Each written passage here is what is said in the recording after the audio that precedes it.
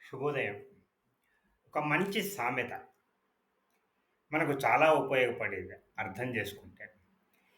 చేసుకున్న వారికి చేసుకున్నంత. మన పెద్దవాళ్ళు ఉపయోగించిర్రు. మనం గూడా ఉపయోగిస్తాం. ఎక్కువ సార్లు దీన్ని చెడు ఉదాహరణలు చూపడానికి మనము వాడుకుంటాం. వాడతారు. వాడికెట్లా ఎందుకయింది అంత పేదరికం అంటే, చేసుకున్నాడు వాడంతా. చేసుకున్న వాడికి చేసుకున్నంత అంటారు.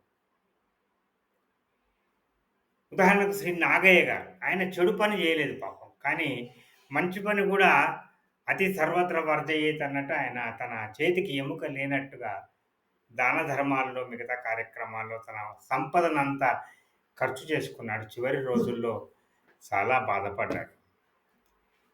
చేసుకున్న వారికి చేసుకున్నంత.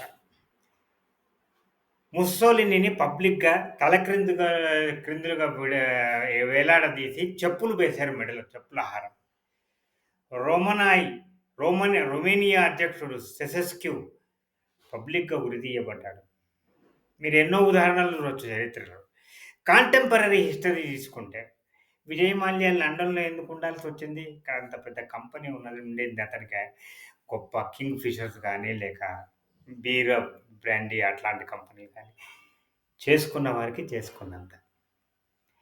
ఒక విద్యార్థి ఐఐటీలో సెలెక్ట్ అయినాడు ఆల్ ఇండియా ర్యాంకులు అంటే మామూలుగా కాడు ఎవరు.